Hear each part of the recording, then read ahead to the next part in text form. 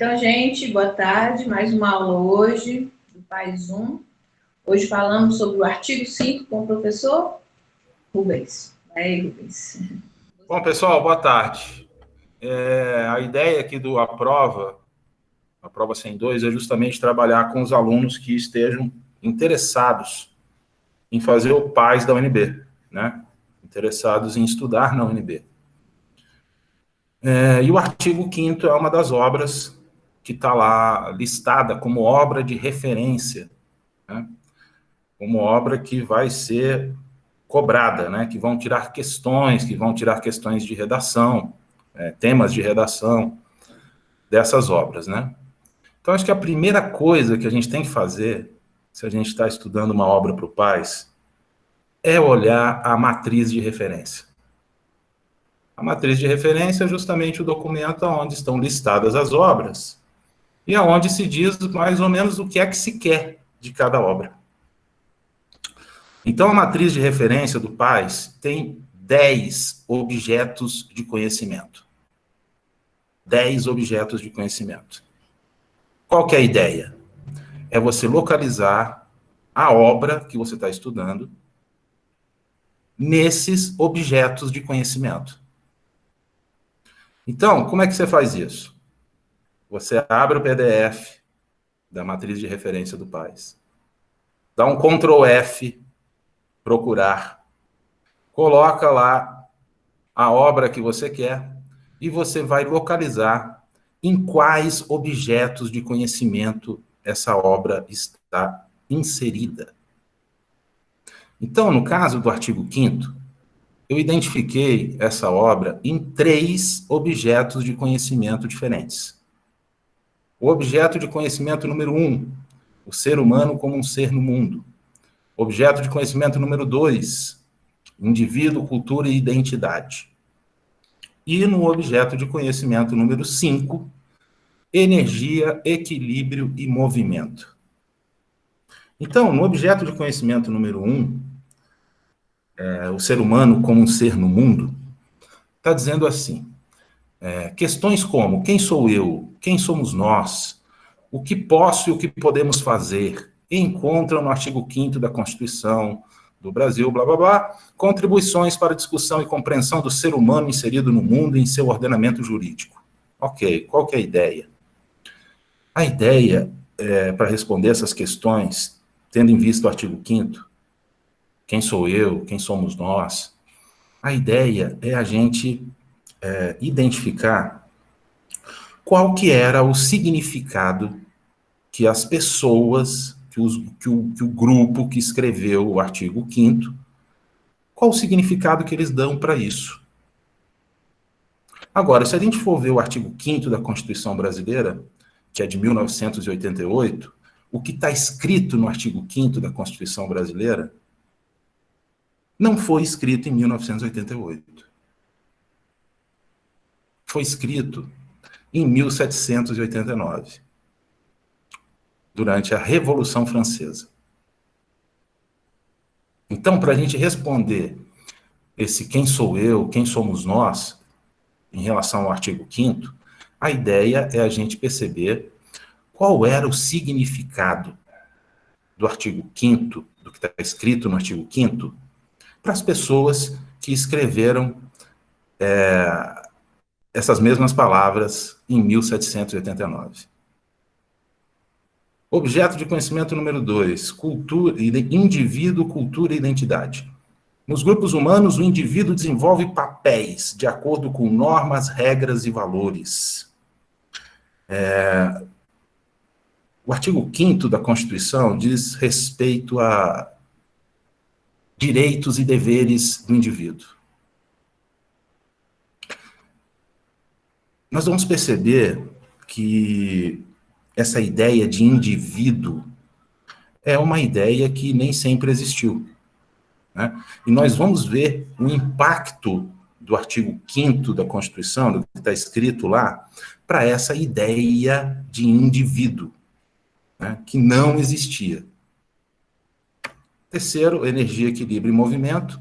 Nas ciências sociais, os conceitos de equilíbrio e de movimento estão ligados a permanências, rupturas, mudanças e desigualdade nas formações históricas, culturais e sociais. Qual que é a ideia?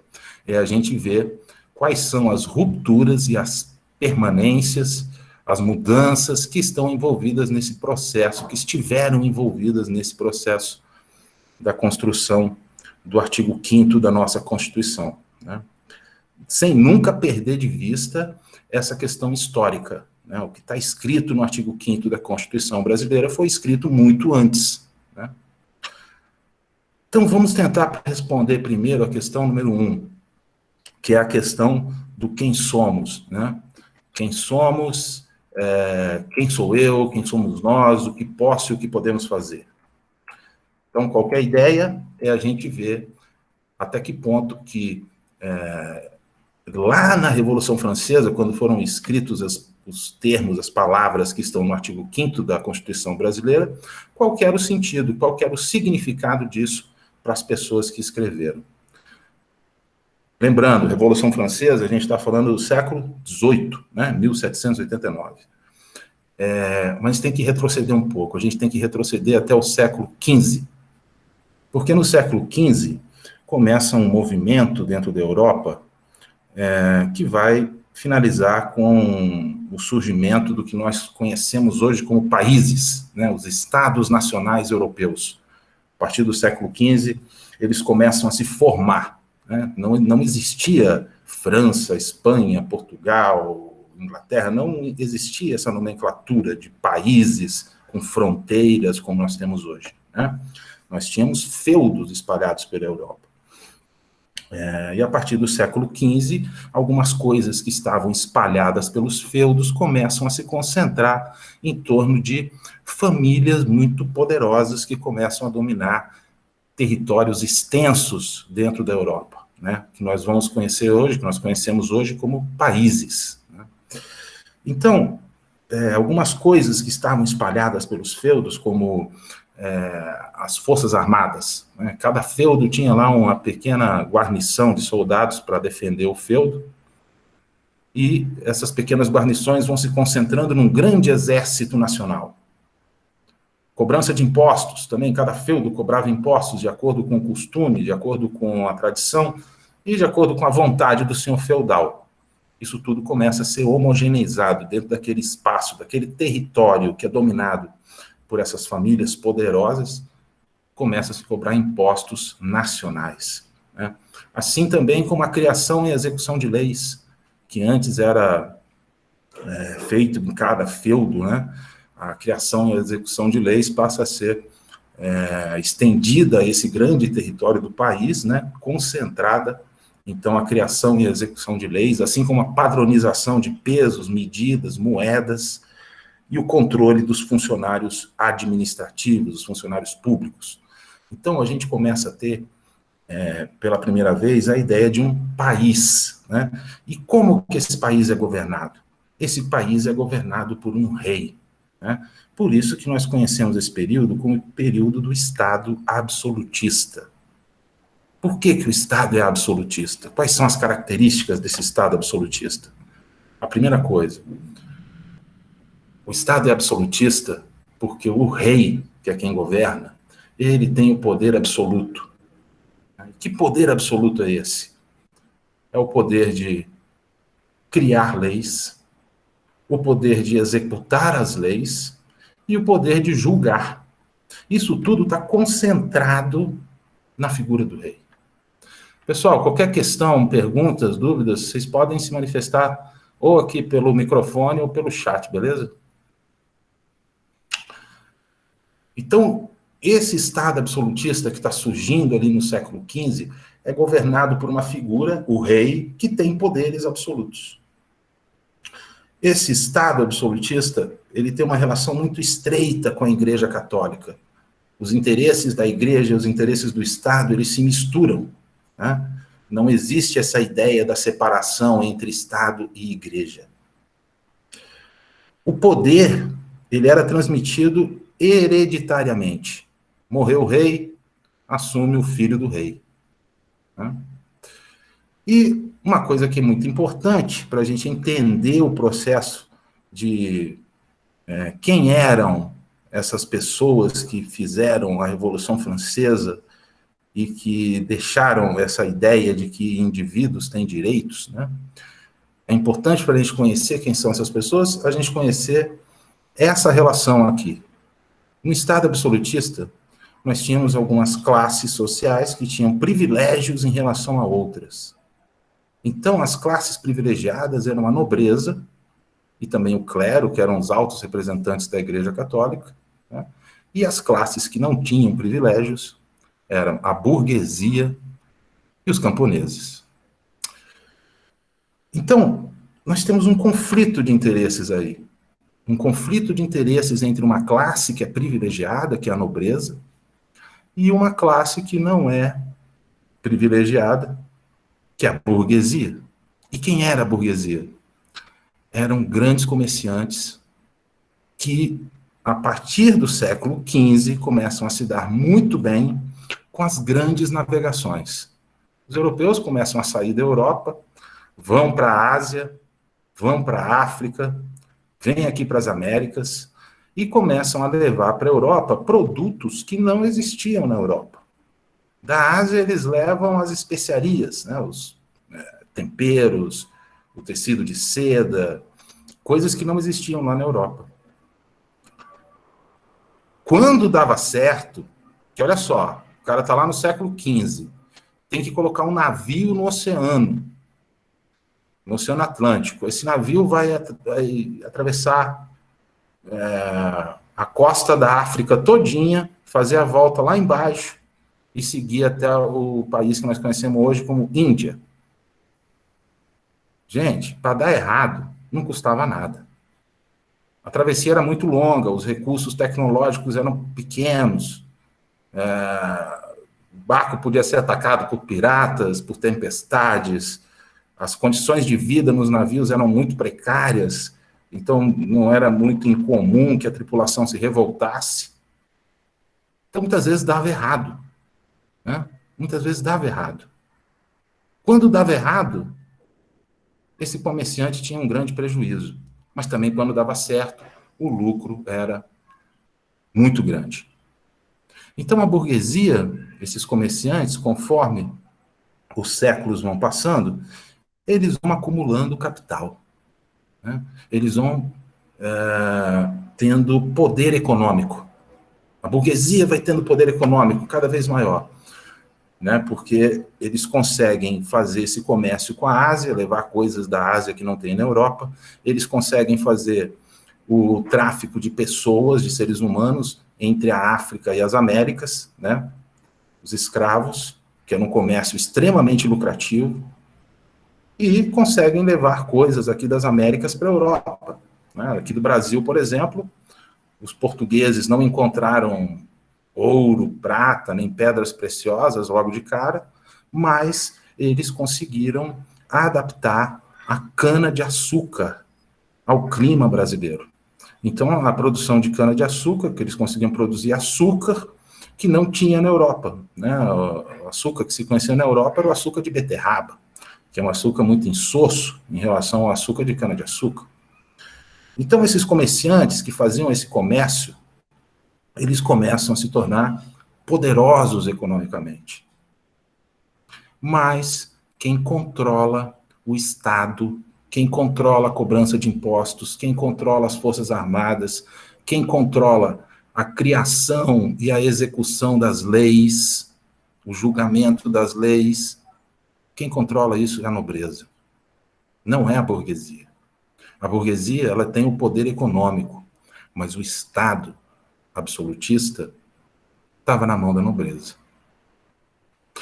Esse conflito de interesses entre a nobreza e a burguesia é que está por trás da Revolução Francesa. Porque enquanto a nobreza tinha uma vida espetacular, porque ela vivia da cobrança de impostos, então não tinha risco nenhum, o tempo estava sempre bom, a burguesia precisava se arriscar, colocar os barcos no oceano. Às vezes dava certo, lucro, às vezes dava errado, prejuízo, né? Mas eles conseguiram concentrar poder econômico. Enquanto a nobreza tinha o poder político, o controle do Estado. Então, do conflito entre esses dois grupos, nobreza e burguesia, é o que está por trás da Revolução Francesa. Nesse slide aqui, a gente tem Luís XIV, né, rei da França. Ele foi rei entre os séculos 17 e 18. Né? É um dos reis, vamos dizer assim, mais conhecidos, né? Dos maiores representantes do Estado absolutista. É dele a frase, né, o Estado sou eu, para representar que ele concentrava o poder do Estado. Vamos lá. Revolução Francesa. Qual que é o legado da Revolução Francesa? Por que a Revolução Francesa é apontada como um evento histórico importante, né? Então a gente vê que, por um lado, nós tínhamos a nobreza controlando o Estado, por outro, nós temos a burguesia, que tinha poder econômico, mas não controlava o Estado. Calhou que no século XVIII, a França passou por um período de carestia, crise econômica, e em 1789, com a participação do povão, da população, nós tivemos, então, esse episódio da Revolução Francesa, onde a monarquia foi afastada do poder. Mas não foi só isso. Não foi a questão só de afastar a monarquia do poder.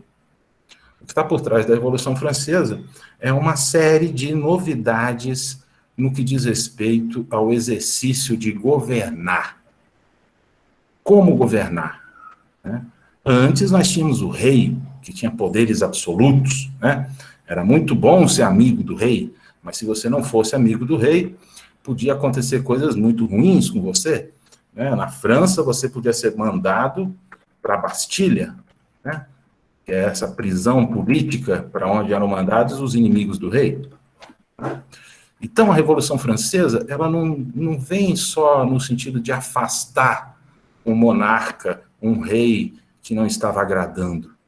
Não, vem no sentido de transformar a forma de governar. Olha aí a ruptura. Nosso ponto número 5, né, o objeto de estudo número 5, mudanças, transformações, permanências, essa foi uma mudança profunda no que diz respeito às formas de governar a Revolução Francesa, o legado da Revolução Francesa para o Ocidente. Então, a Revolução Francesa marca o fim do privilégio da nobreza e do clero em relação a outras classes e a separação entre o Estado e a Igreja, o Estado laico, né? Onde você tem uma separação entre os assuntos e os interesses do Estado e os assuntos e os interesses da Igreja. Né? É a partir da Revolução Francesa também que se consolida o sistema republicano. Nada disso de o rei morreu, o filho do rei assume. Os representantes, eles são escolhidos, eles são eleitos entre os cidadãos. E o poder é dividido em 3. O poder executivo, o poder legislativo e o poder judiciário. Cada um desses poderes tem um chefe diferente, né? Eles são independentes, mas têm que trabalhar de forma harmoniosa. Né? Essas ideias de separação do Estado, de Estado laico, de sistema republicano, essas ideias, elas vêm do iluminismo, né, que foi uma corrente de pensamento ali no século XVIII, que propunha, entre outras coisas, igualdade e liberdade. Igualdade e liberdade, individuais e econômicas. Essa era a pegada do iluminismo. E aí, um ponto fundamental na questão do artigo 5º, que é um dos maiores legados da Revolução Francesa, que são os direitos e as liberdades do indivíduo. Direitos e liberdades do indivíduo que vão estar lá consagradas na Declaração de Direitos do Homem e do Cidadão, que é a Declaração da Revolução Francesa. Então, a Declaração de Direitos do Homem e do Cidadão fica estabelecido que os indivíduos, eles têm direitos, né? Eles têm direitos que são adquiridos desde o momento que o indivíduo nasce. E um dos principais direitos que o indivíduo tem quando nasce é o direito à liberdade. Liberdade de quê? De pensamento, de expressão, liberdade religiosa, escolher sua religião, liberdade política, liberdade de manifestação, liberdade de ir e vir. Então, desde que nós nascemos, nós temos esse direito à liberdade, nós temos o direito à propriedade, nós temos o direito à segurança, nós temos o direito à igualdade. E a Revolução Francesa consagrou o direito de todo indivíduo de resistir à opressão, resistir ao autoritarismo, né? Eles acreditavam que esses 5 principais direitos, eles são necessários para que qualquer indivíduo tenha uma vida digna. Então, sem esses direitos, seria impossível qualquer pessoa ter uma vida digna. Então, esses aí passam a ser conhecidos como direitos naturais do homem. Ou seja, direitos que todos nós temos a partir do momento que nós nascemos. E uma coisa muito importante é essa, é a ideia de indivíduo, né? Aí aquele objeto de conhecimento, número 2, né, que fala sobre os papéis que nós exercemos. Essa ideia de um cidadão com liberdade para escolher que religião vai seguir, que pensamento político ele vai seguir, liberdade para se expressar, liberdade para se manifestar. Essa ideia de indivíduo que, por ter liberdade, ele é único, ele é singular, né? É uma pessoa diferente das outras pessoas, apesar de todos serem cidadãos, de todos terem os mesmos direitos, porque todos nascemos livres e iguais. Então, a nossa Constituição de 1988, ela repete, no seu artigo 5º, esses direitos que são consagrados lá na Revolução Francesa. Percebam o impacto, né? O impacto que teve essa ideia, esses valores, né, de liberdade, igualdade, de direito à propriedade, ou seja, de indivíduos terem direitos. Isso daí é fundamental dentro da sociedade moderna capitalista que nós vivemos.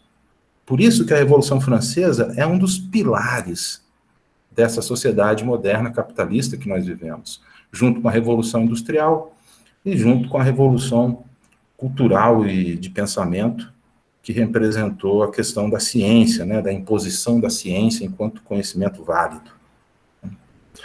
A sociedade moderna capitalista se constrói nesses 3 pilares.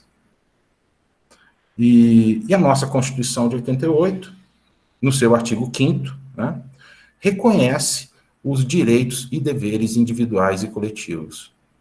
Aqui um outro parênteses. Naquele objeto de conhecimento de mudanças e permanências e transformações, objeto de conhecimento número 5. Se a Revolução Francesa ela é um marco, né, que divide o que seria agora a sociedade moderna do antigo regime, né, a sociedade moderna onde nós podemos escolher os representantes, onde nós temos liberdade, nós temos igualdade, direito à propriedade, os direitos do indivíduo, né? Se isso representou uma ruptura com relação ao Estado absolutista, onde o rei é quem tinha todos os poderes, quando nós vamos para a história, nós vamos ver que a Constituição de 1988 também representa uma ruptura com um período com o período de autoritarismo que nós vivemos aqui no Brasil, representado pela ditadura militar, né, cívico-militar. Durante a ditadura cívico-militar, nós ficamos tolhidos, né, de alguns direitos do indivíduo, né, o direito à manifestação, o direito à liberdade de expressão, ele não existia, existia censura, né, nós não tínhamos direito à expressão artística livre, por exemplo, nós não tínhamos direitos políticos, né, nós não tínhamos direito a voto. Então, esse período da ditadura militar foi um período onde direitos do indivíduo estiveram suspensos aqui no Brasil. Então, de certa forma, em 1988, que foi a primeira Constituição elaborada depois desse período, que vai de 1964 a 1985, o período da ditadura militar, a Constituição ela representa também uma ruptura com esse período da história brasileira, né?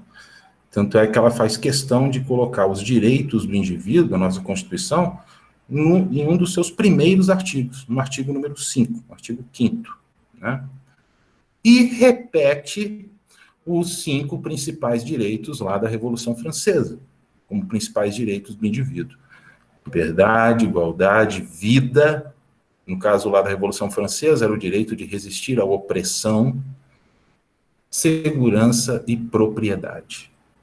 Então, o nosso artigo 5º da Constituição, ele repete o que está na Declaração de Direitos do Homem e do Cidadão da Revolução Francesa. Tal é o impacto, né, que isso teve para a nossa sociedade ocidental, a sociedade moderna capitalista.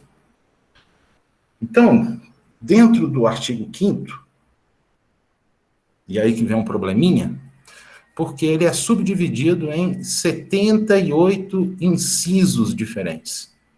São subdivisões do artigo 5º.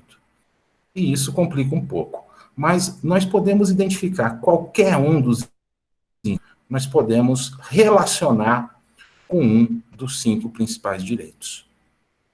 Então, se você abre o artigo 5º, logo de cara, nós vamos ter uma sequência de incisos que dizem respeito ao direito à liberdade.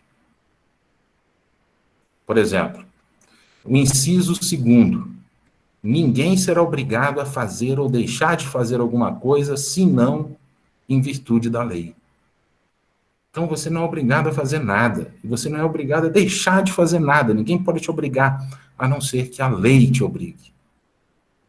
É livre a manifestação do pensamento, vedado o anonimato. Você tem que se identificar. É inviolável a liberdade de consciência, de crença, sendo assegurado o livre exercício de cultos religiosos. É livre a expressão intelectual, artística e científica de comunicação, independente de censura ou licença. É livre o exercício de qualquer trabalho, ofício ou profissão, desde que atendidas as qualificações profissionais. É livre a locomoção no território nacional em tempos de paz, a liberdade de locomoção. Todos podem reunir-se pacificamente sem armas, em locais abertos, independente de autorização, sendo exigido apenas o aviso prévio à autoridade competente, é o direito à manifestação. É plena a liberdade de associação para fins lícitos, sendo vedada de caráter paramilitar. Ou seja, nossa Constituição, dentro dos 78 incisos, reserva alguns aí para a questão da liberdade. Igualdade. Também é o primeiro inciso do artigo 5º, né? Homens e mulheres são iguais em direitos e obrigações nos termos dessa Constituição. Já está colocando o caráter de igualdade entre homens e mulheres perante a lei. E é esse um outro ponto interessante do direito à igualdade.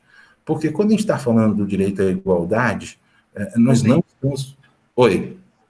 Oi, o Rian fez uma pergunta aqui e eu não vi, tá? É por isso que eu estou te atrapalhando. Ele perguntou por que a numeração... Em números romanos? Jean, isso é uma convenção. Isso é uma convenção. Na verdade, a Constituição, além de números romanos, ele também tem letrinhas, né, que é uma subdivisão dos números romanos, que são as alíneas. Mas isso é uma convenção. Eu não saberia te dizer se tem algum motivo específico, mas é uma convenção. Os artigos se subdividem em incisos, os incisos se subdividem em alíneas, e aí são letras. Enfim, é uma forma de organização que foi adotada na Constituição. Falava, então, sobre o direito à igualdade, que aí existe uma confusão, porque quando nós estamos falando do direito à igualdade, não é de igualdade material que a gente está falando. A gente está falando da igualdade das pessoas perante a lei. A lei, ela tem que tratar a todos da mesma forma, não tem que ter uma lei para um grupo de pessoas e uma outra lei para outro grupo de pessoas. A lei é a mesma. É nesse sentido que somos iguais. Lembrem-se, isso foi escrito em 1789. A burguesia, ela queria ser igual à nobreza. Queria estar no mesmo pé de igualdade que a nobreza. Era uma reivindicação da burguesia, a questão da igualdade, que não houvessem diferenças. Tá? Assim como era também da burguesia a reivindicação por liberdade. Lembra aquela pergunta, quem somos? Quem sou eu? Parará? Então, dentro do artigo 5º, né, tendo em vista que quem escreveu isso daí não foram os nossos parlamentares, os nossos deputados em 1988, quem escreveu isso daí foram os revolucionários franceses em 1789, então nós podemos dizer que esse quem sou, quem somos, lá do objeto de conhecimento, da matriz de referência, a gente pode responder que nós estamos falando da burguesia e dos interesses da burguesia, né? De liberdade econômica, de liberdade individual, de igualdade, o interesse do direito à propriedade, o interesse do direito de resistir à opressão, de resistir ao autoritarismo. Eram interesses que a burguesia tinha lá em 1789. Mas ficaram consagrados como direitos do indivíduo, direito do cidadão, nas sociedades modernas capitalistas. Inclusive na nossa, na sociedade brasileira. Tanto é que em 1988, nós estamos, a Constituição, repetindo aí os direitos do indivíduo que foram consagrados lá na Revolução Francesa. Né? Inciso 42 do artigo 5º diz respeito à questão do racismo. Né? Os nossos parlamentares, lá em 1988, eles consideraram o racismo como um crime. Né? O racismo que justamente trata as pessoas de forma desigual. Né? Direito à vida. O direito à vida não é só o direito de estar vivo, né? Mas também é o direito de estar vivo com dignidade. E dentre os incisos do artigo 5º que dizem respeito ao direito à vida, queria destacar aqui o inciso 3º, que diz respeito, que diz que ninguém será submetido à tortura, nem a tratamento desumano ou degradante. Outro interessante é o que diz respeito à nossa vida privada, nossa vida íntima, né? Nós temos direito a ter uma vida privada, ter uma vida íntima, e ela se desenvolve no interior da nossa residência, né? Então, o inciso número 10 do artigo 5º diz respeito a isso. São invioláveis a intimidade, a vida privada, a honra e a imagem das pessoas. E a casa é o asilo inviolável do indivíduo. Ninguém nela podendo penetrar sem consentimento do morador, salvo em situações específicas de flagrante, prestar socorro, etc. assim também como as correspondências, tanto de telefone quanto de correio, elas são íntimas, são privadas, né? Somente as comunicações por telefone, elas podem ser, por ordem de um juiz, né? Elas podem ser quebradas. Direito à propriedade. Nossa Constituição de 88 reconhece o direito à propriedade, no seu inciso número 22. Né? Então, é garantido no Brasil o direito à propriedade. Mas a propriedade, ela não é um direito absoluto. A propriedade no Brasil, ela tem que cumprir a sua função social, seja ela a propriedade no meio rural, seja ela a propriedade no meio urbano. Né? Só para mostrar para vocês que a questão dos direitos do indivíduo, ele também tem, vamos dizer assim, eles não são absolutos, né? Como o direito à propriedade que eu estou colocando para vocês. Você tem o direito à propriedade? Sim, mas sua propriedade, ela tem que cumprir a função social. Então, a função social de uma propriedade urbana, ela é definida pelo PDOT, que é um Plano de Desenvolvimento e Ordenamento Territorial. É um plano que todo município tem que ter, que diz quais são as regiões do município que são, vamos dizer assim, voltadas para determinadas atividades. Ou seja, a região do município que é voltada para a expansão de moradia, a região do município que é voltada para indústria, a região do município que é voltada para a preservação do meio ambiente. Então, se a tua propriedade urbana, ela está numa área definida no plano de ordenamento territorial como área de moradia, e você tem lá a sua propriedade, mas não tem moradia lá, é um terreno baldio. Você tem um terreno, não tem nada construído, e o plano de ordenamento territorial diz que lá é para ter moradia. A sua propriedade não está cumprindo a função social. Se ela não está cumprindo a função social, ela pode ser desapropriada, desde que haja interesse do Estado.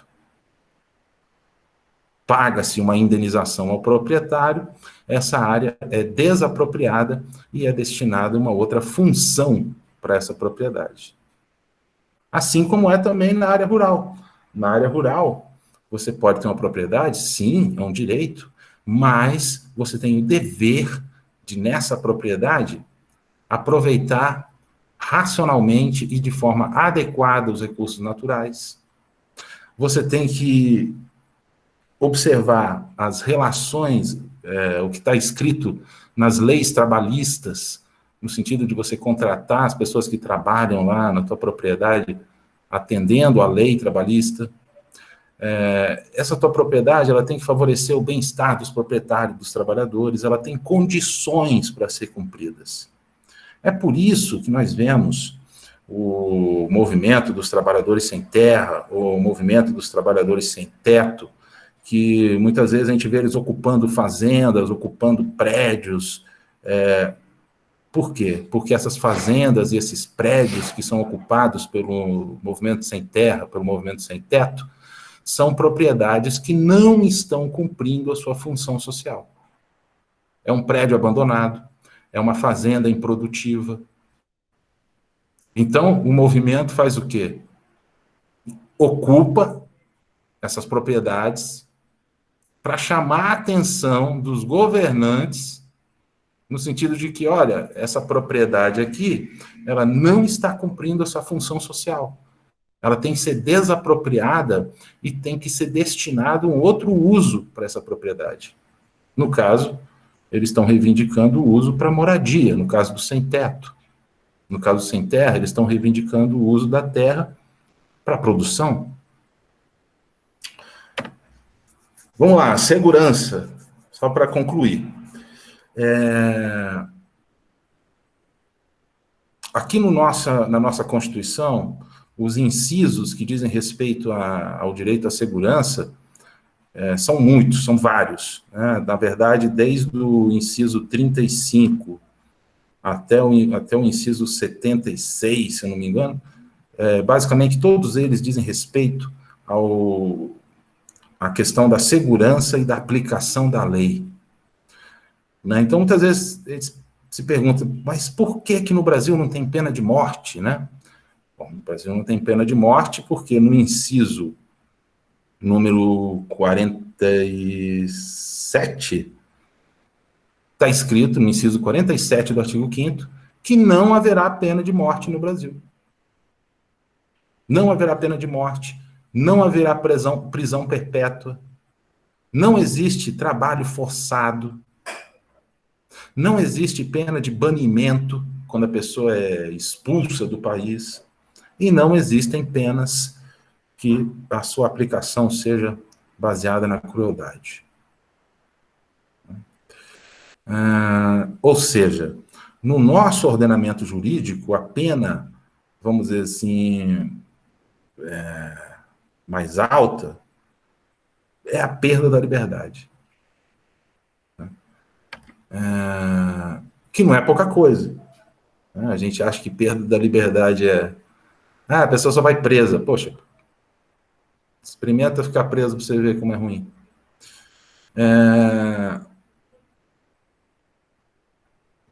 Mas, enfim, eu acho que basicamente era isso. Artigo 5º, que esses são pontos que eu considerei importantes aí que fossem observados, atentar para essa questão de localizar a obra dentro da matriz de referência, né? Tentar entender o que pede a matriz de referência para poder fazer um estudo direcionado aí da obra que você está estudando. Beleza?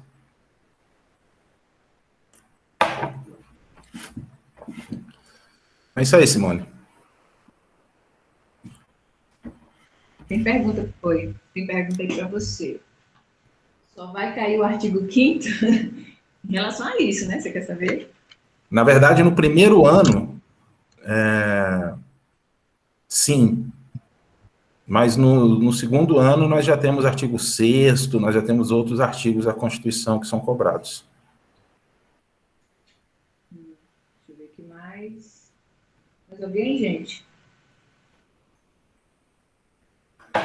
Perguntas não tem, não. Alguma pergunta, gente? Mais alguém quer perguntar? Os outros artigos só nas outras séries, né, Rubens? Sim. Bom, então, vou parar aqui a gravação. Tranquilo, que você também explicou tudo. Opa! O Pedro Arthur está falando aí. Você não vê o chat, né? Explicação exata por não haver pena de morte no Brasil.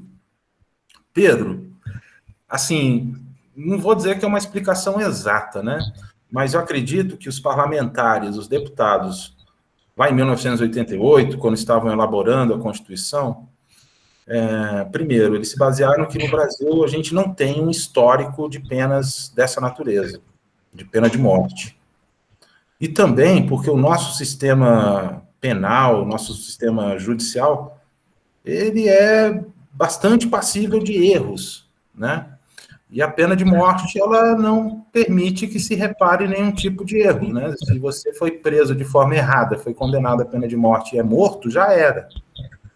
Então, eu acredito que passe por aí, pela nossa tradição de que pena de morte não faz parte, nunca fez parte do nosso ordenamento jurídico, e também pelos problemas que nós temos na execução da justiça aqui no Brasil. Valeu, Clavão. Bom, é isso. Mais alguém, gente? O Pedro agradecendo aí. Bom, depois a gente vai disponibilizar nas salas, tá? Lá onde tem o link do Aprova. Opa, tem mais pergunta aí. Se a pena de morte fizesse parte, mudaria alguma coisa? O Rian quer saber. Não sei, Rian, se mudaria alguma coisa. Assim, com certeza um monte de gente ia morrer, né? É só a gente olhar as nossas prisões. Eu não tenho certeza se isso faria com que as nossas prisões deixassem de ser lotadas, né? Talvez elas continuassem sendo lotadas e um monte de gente passaria a morrer, né? Ao invés de voltar para a sociedade. Que essa é a ideia também. A ideia do nosso sistema penal é recuperar o preso. Recuperar o preso para que ele volte à convivência em sociedade. Agora, da forma como funciona o nosso sistema penal, o nosso sistema carcerário, ele não recupera ninguém. Essa é a verdade, né? As pessoas têm muita dificuldade para se recuperar. A gente pode dizer também que a corrupção poderia estar ligada, Rubens, aí a não ter essa pena de morte? Tem alguma coisa a ver? Tem muita corrupção aí para livrar muita gente? É aquela questão, né, Simone? A justiça é cega, mas se você tiver um advogado bom, você tem bons resultados. Um país tão corrupto, acho que com a pena de morte, igual você falou, né? Muita gente ia morrer de graça, talvez. E assim, a gente ia continuar vendo o que a gente vê hoje, né? Hoje a gente vai nas prisões, quem que tá preso lá? É gente pobre. Quem que ia para a pena de morte? Quem que ia para o corredor da morte? Gente pobre. Né? Porque quem tem grana, quem tem condições de contratar um bom advogado, consegue se defender, consegue protelar a pena, consegue reduzir a pena, enfim. Né? Então, tem uma historiadora aí, a nossa Jennifer, professora de história, que colocou o seguinte: acredito que a pena de morte não faça diferença na redução de crimes. Basta olhar o exemplo dos Estados Unidos, em que é a pena de morte e ainda assim há muitos crimes. Eu acho que tanto a nossa sociedade brasileira quanto a sociedade norte-americana são sociedades violentas. E eu também concordo com a Jennifer. Eu não sei se a questão, vamos adotar a pena de morte, se isso iria mudar o fato de que a sociedade brasileira ela é violenta. Teria que ter mais oportunidade, igual você falou. E não tem, tá? Se as cadeias estão cheias, é porque não está funcionando essa questão das oportunidades, né? Com certeza. Agora mesmo nós vimos aí no Rio de Janeiro, lá na comunidade do Jacarezinho, ficou famosa agora uma operação policial que acabou resultando na morte de 29 pessoas, né? Assim, não dá para dizer que foi uma operação de sucesso, né? Eles tinham que executar 21 mandados. Dos nomes que estavam naqueles 21 mandados, 3 ou 4 estavam entre os mortos. Então, o restante dos mandados nem cumprido foi. Então, aí eu ia falar o seguinte, mas em um país, né, Ian, mais avançado, será que a pena de morte influenciou alguma coisa nisso? Pena de morte é sempre um assunto bem... Assim, eu acho que a pena de morte é sempre um assunto bem polêmico, porque, assim, para quem foi vítima de algum crime, vamos dizer assim, um parente meu foi assassinado. Para mim, que tive a perda de um parente, nada do que for feito com o criminoso vai ser suficiente. Né? Nada vai ser suficiente. Nada vai trazer de volta o meu parente. Entendeu? Mas a gente tem que ter a ideia de que o crime, ele não é cometido apenas contra, no caso aí, os familiares da vítima, vamos dizer assim. Né? O crime, ele é cometido contra toda a sociedade. O crime é cometido contra toda a sociedade. Então, a forma de se punir o criminoso é afastá-lo da sociedade, enquanto a sociedade se recupera dessa violência que ela sofreu, enquanto ele fica lá sendo ressocializado, sendo preparado para voltar à sociedade. É esse processo aí que está complicado. Esse da ressocialização. E sem contar a quantidade absurda de pessoas que são presas, né? O Brasil tem a terceira maior população carcerária do mundo. É muita gente que está presa. E se for falar em ressocialização, vem a injustiça e a conversa vai ficar até o ano que vem, porque é muita coisa, né? É muita coisa. Jennifer, Rian, pesquise países como a Suécia, Finlândia, Noruega. Nesses lugares não há pena de morte. E o sistema carcerário trabalha com o objetivo de recuperar. Lá o índice de criminalidade é muito pequeno. Então, é a questão da recuperação, né? O país não dá oportunidade para o cara se recuperar. Não tem. Não tem. Então, João Paulo, isso que você está falando, do olho por olho, dente por dente, é uma ideia de que, vamos dizer assim, é como se